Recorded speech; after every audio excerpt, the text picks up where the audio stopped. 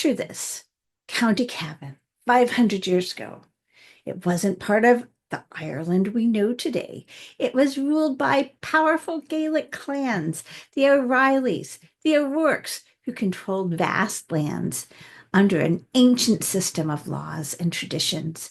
But everything changed in the 1600s when the English crown set its sights on Ulster. And if your ancestors came from Cavan, their lives were shaped by this transformation. Before English rule, Cavan was part of the Gaelic kingdom of Breffni.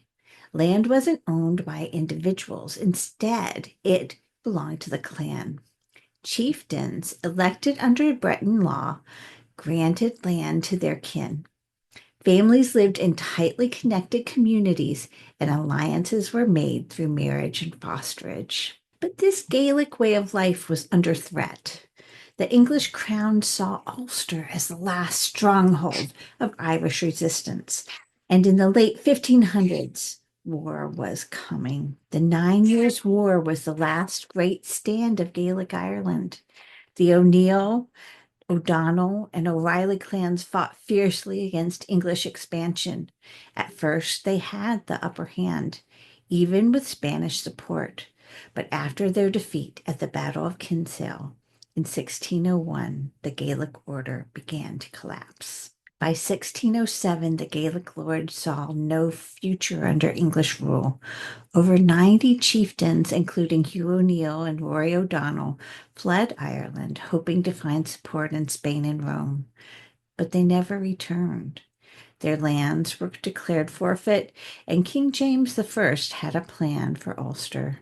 The plantation. The plantation of Ulster was one of the largest colonization efforts in Irish history. The crown confiscated land from Gaelic families and granted it to three main groups.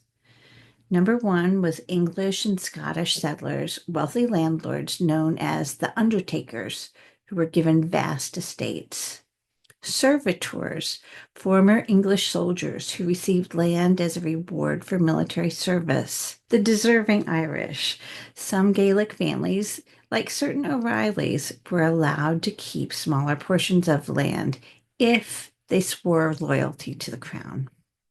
But even though Gaelic families lost power, they didn't disappear. Many became tenants on their own land, working under new landlords. Others blended into the changing society, intermarrying with Scottish and English settlers. If your ancestors were in Cavan during this time, they might appear in records like the Pynnar survey from 1618 to 1619. It was a government report listing settlers and tenants in Ulster. You also could find your family in the estate papers, land records from the new landlords, sometimes listing Gaelic families who remained as tenants.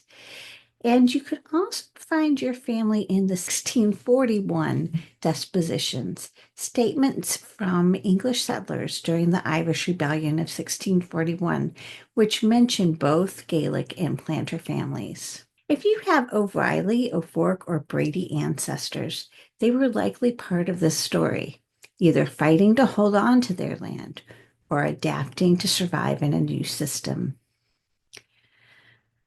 The plantation of Ulster changed everything about life in Cavan: land ownership, religion, even surnames. Over time, Gaelic families had to adapt. Some moved west into poorer land. Some converted to Protestantism for survival, and others eventually emigrated. But even in the face of change, Cavan's Gaelic heritage remained strong.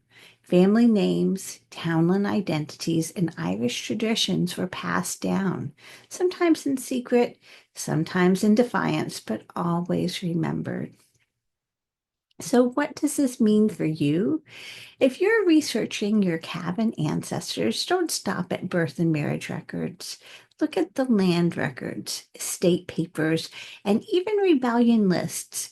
These records don't just show names, they reveal the struggles, resilience, and survival of our Gaelic past. Want to know if your family was part of history? Check Pinnar's survey for early settlers. Look at Griffith's valuation for later land records, or share your findings with the Cavan Cousins group. You never know, you might just uncover a connection to a lost Gaelic legacy. Join Cavan Cousins today.